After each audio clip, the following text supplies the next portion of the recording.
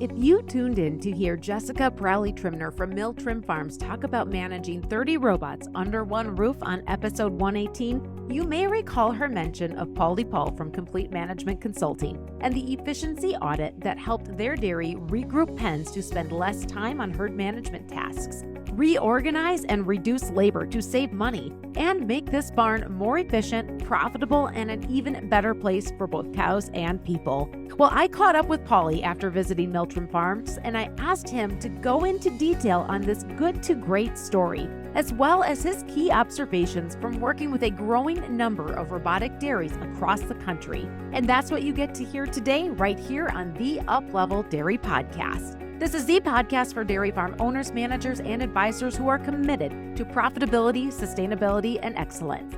I'm Peggy Coffeen, and it's my mission to bring you the conversations that will up-level your skill set and your mindset so you can be a top performer in the dairy farming business. And we are going to roll right into the most common challenges around true labor reduction with robotic systems, the limitations on increasing income compared to working in a conventional parlor system, and the opportunities you may not have even considered before to approach these areas differently. Pauly's going to offer solutions such as rethinking grouping strategies, reducing reliance on higher cost feed pellets, and improving daily operational efficiencies. Take a listen to this conversation with Pauly Paul from Complete Management Consulting as he shares his outside-the-box approach to helping robot dairies improve profitability and efficiency. As robot dairies and robots become more and more popular, I'm running into a few limitations that I see on some of them and just the way they're being managed. What we found on many of these robot dairies, as they transition from a conventional dairy into the robots, they're having a few issues trying to give up the labor. They're always thinking that they can get into a robot dairy and not have any labor. Well, many times that's not true. There's a lot of these dairies that we get to, they actually did not reduce their labor. So we're having to help them through that challenge and organizing how they do things day to day so that they can actually reduce the labor on their dairies. The other thing that we find on some of the limitations on these dairies is in a conventional system, when the milk prices do drop, your income gets reduced. There's things you can do to increase your income by milking more times per day, getting cows through a conventional parlor more often, or just changing up some things where the robots, many times they're limited to how many cows each robot can handle each day. So that is some of the challenges we see going from conventional systems to robots. And some of the things we're working on with a lot of dairies that have robots right now are how do you think outside the box? And I think there's a lot of good dairy people in this industry that have figured out some of the challenges just in the conventional systems on what to do to make the extra buck or cut some extra expenses so that when milk price does drop, they're able to reap the benefits by making some of the changes that they've done on the management side of things to get some extra income or cut some expenses. And I think the robot dairies are a little bit more challenged on that end because things are more of a cookie cutter type situation where each robot only milks so many cows and you have to basically allow the time for that. But I think as we're moving forward here, and some of the very good people that are thinking outside the box are coming up with different ideas on what to do to make these robots more efficient and more profitable. And I think as time goes on here, we're going to see more and more of that. The number one issue that I see in a lot of these robot barns, like I said before, we have a lot of dairies that are way overstaffed, and we're trying to help them through that process on organizing their labor. In the feed area, we see a lot of mismanagement on that side, whether it be they don't have very good forages, or the people they have hired to do the feeding, maybe it is the owner or they have labor doing that, and they're not putting the ration in front of them that really needs to be put in front of them. So they're struggling a little more on the production side of things. We're trying to help a lot of these dairies, get on track, make sure you're putting up the best quality forages, make sure you're getting the right ration in front of them. These robots are limited to how many animals each one can handle. So anytime an animal steps into that robot, you got to make sure they're producing the most milk that they can possibly produce to get the most out of each robot each day. So looking back at the feed, making sure things are placed in front of them exactly the way they're meant to be on paper, I think is a really crucial part to this thing. And I think what we're seeing on some of the dairies that are limiting the amount of pellets they're feeding or trying to get away from the pellets, I think those dairies are doing exactly that by making sure the rations are done properly and they got good quality forages. That in itself gets the most production out of the cows. When the cows have full udders, they want to go get milked. If things are comfortable in their environment, they actually want to go and get into those robots and get milked. A lot of the dairies we see struggling trying to get cows through the robots are dairies that don't have the production. The cows' udders aren't full. They don't need to go to the robots. But many times these dairies are having to force those cows into the robots somehow in order for them to get the amount of turns through that robot. So I think it's very crucial to maximize that production on those cows. And by doing that, you got to have the best quality forages and the best feed put in front of them. Some of the things that I've been seeing on these dairies is people getting away from the expensive pellets. They've been using different feed ingredients, trying to reduce the costs on some of those things. I've even seen a couple dairies now that aren't even using any pellets. They're putting everything the cow needs in the ration in front of them, in front of the bunk, like some of the conventional dairies do.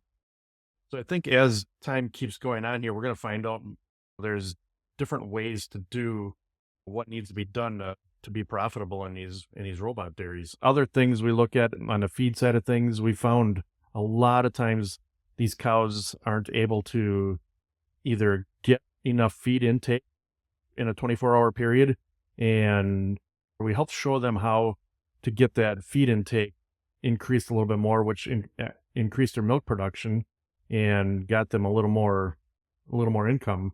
I think just watching the amount of feed that's in the bunk and how much is in front of them in a 24-hour period, I'm amazed every time I see the bunks run empty a couple hours before the feeder comes. It happens a lot. So I think that's one of the key areas to really focus in on. So the other thing that I see a lot of on these dairies is the robotic feed pushers. And those to me are great. They're very timely on getting feed pushed up in front of the cows. That's all good. But it's one of the things I see on a lot of the dairies are they maybe broke down and either they're not working because something happened or they get off track. And I think that's one of the things that's really important to make sure that we're getting all of that done properly and making sure cows never run out of feed. That's another thing I've seen on some of these dairies. I put up some trail cameras in the feed bunks and I caught either the robot wasn't working all night long or the cows ran out of feed. Maybe they feed cows at 6 a.m. and at 4 a.m. the cows are out of feed. So those are some things that we really focus on, making sure that when we are trying to maximize production on these farms is making sure that they don't run out of feed. And that's with any dairy. On the labor side of things, we've worked with many different size robot dairies. And I think the robots were originally set up to, anytime you get a fresh cow, you put it into a pen, whether you got 2 pens of robots, 4 pens, 10 pens, or 20 pens. They're designed to basically have each pen be its own small dairy, handling however many cows each robot's going to handle, whether you got 3 robots in a pen or 2 or 1. But what we found on some of these dairies is as you get larger and larger, it's harder for the labor to handle the cows when they're split up throughout 6, 7, 8, 9, 10 pens. So if you have fresh cows coming into each individual pen, then you got 6, 7, 8, or even 10 or 20 different pens of cows. you now need all this labor to go and check fresh cows in every single pen on that farm. So what we've done on some of the dairies is confined some of the fresh cows into one pen or maybe two pens and treat it like more of a conventional dairy. We don't have maybe quite as many cows in those pens for the robots, and it just helps streamline efficiencies on the labor side of things. So now the dairy only needs one person to take care of the fresh cows. And on some of these dairies, I've seen 3 or 4 different people being hired on basically to do fresh cows. And then you also have to do all the breeding in every one of those pens. You have to do the ultrasounding. There's just so many more tasks that have to be done when you treat those pens as an individual farm, basically. We've had to move some animals around and combine these pens more like we've done on a lot of the conventional farms. Then in turn doing that, we're able to adjust the amount of animals that are in each pen. So if you got a later lactation pen, let's say, you can now cut back on feed costs by taking some of the high-priced ingredients out of there, feeding them more to what their needs are. And when you do that, you're also not in that pen breeding cows. You're not in that pen ultrasounding. There's a lot of things you're not doing in that pen or those pens. If you have 10 pens of cows and you only have to breed cows in 4 of them, well, now the breeding time and the lockup times are a lot less. When you have to treat these pens individually, I see lockup times being a problem. Cows are away from their beds a little longer than what they need to be. So I think we got to look at all those things, and as this all keeps evolving and we learn more and more from the robots how to handle them and how to work these different duties we got going every day, I think we're going to be able to cut a lot more expense, and I think we're going to become a lot more efficient at running these robot dairies and increasing our income and doing things a little differently based on the dairy environment, whether it be because milk prices is low and feed costs are high, or labor short, or whatever it might be. We got to be able to think outside the box and start doing some things a little more creatively. So on the labor side of things, on the robot dairies I've been involved with, I've seen a big variety of labor situations on each dairy. I've seen it where the owners are really hands-on, doing a lot of work and minimizing the amount of labor on dairies. But then I've also seen the other side of it where the owners get this brand new facility, they get everything up and running, cows are going through the robots, they step back and try to take on more of a management role. And as they're doing that, they're bringing on more and more labor, and they're getting a little more out of touch with the labor, and they're letting the people running their dairy do the day-to-day stuff. I see many times that these dairies are actually not cutting back on their labor at all. They're actually paying out more on labor than what they should be. The dairies where the owners have a little more boots on the ground, or they're in the trenches with these, doing some of the work, they're actually able to cut their labor costs a little more by just being a part of that dairy. The reason being is most of these dairies are that 300-400 cow size herds, and when it's 300 to 400 cows, you almost need to be doing a lot of the labor yourself. Trying to hire out to get all of that labor done it's pretty tough to do on that size dairy and still make a cash flow. So I always encourage everybody, if you're in that 300 to 400 cow size dairy, you either need to be the person feeding the cows, or you need to be the herds person, along with managing how that dairy is being run. It's tough for you to bring somebody in to do all those other tasks every day and still be able to make the place cash flow. So when we're looking at trying to increase the income on some of these dairies, I think box time is a key. And I think when a cow gets into the box, she needs to be at maximum capacity. And what I'm finding on some of the dairies where your highest producing cows, they want to get into that box and they really want to get in there. And if they're full, and when they get into the box and they're milking, the more milk you can get out of each cow entering that box, the more profitable that each robot's going to be. So I think it's it's very important to make sure whether we've had some of these dairies try to add on more cows and push more cows onto each box. And I see those numbers working out a little bit better. So I think it's something we need to evaluate a little bit more as time goes on here. Are we going to get more out of each box by putting more cows to it, or where are we going to fall? And I know there's been a lot of numbers run on this throughout time here, but I think each individual dairy is crucial. Each one's going to be a little different. I have dairies producing over 100 pounds per cow with the robots, and then I have dairies that are half that. So we have to take a look at each individual place and see what's going to work numbers wise on that. What I see on a lot of the robot dairies, if they're limited on how much income they're producing each month, I think one of the key factors would be to try to cut your expenses in order to help you cash flow. The next one is going to be your labor. What are we going to do with the labor? Well, there's a couple approaches I take to that when I look at the labor. If you want to be overstaffed and you want to have all these extra people running around your dairy, basically you're going to have to do your own breeding. You're going to have to do maybe your own hoof trimming, maybe your own ultrasounding, whatever that might be. You're going to have to do a lot more of that stuff in-house if you want to keep all that extra labor. Some of the other places that I work with that cut the labor and they work on a very skeleton crew, well, then they hire out a breeding company coming in, taking care of the breeding, the ultrasounding, and the hoof trimming. So there's a couple different ways to look at that and what suits you, your management style and how you want to do that. Again, I think that's something that take on an individual basis and see which would fit you best. But as you go through all the expenses, I think line by line, I look at everything, and because you may be limited on your income, you really need to look at those expenses and see what you can or can't do different.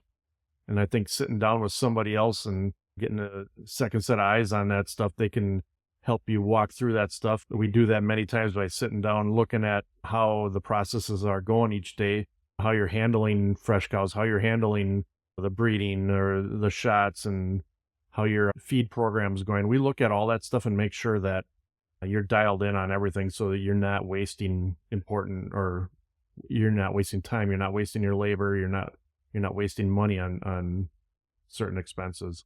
So when I'm looking at expenses on the robot dairies, one of the areas I look at, and I've found some issues on a few of the dairies and not sure where it came from or how it came about, but I've found there'll be some calibrations that may have been missed, or somebody may have been messing with how the robots were calibrated on using the dips and chemicals and the wash cycles. And just I think having a good relationship with your dealer and your maintenance people, I think, is very important. So you're not overusing chemicals or dips, or the reverse side where you're not using enough of it and you're having some issues on the cleaning side of things.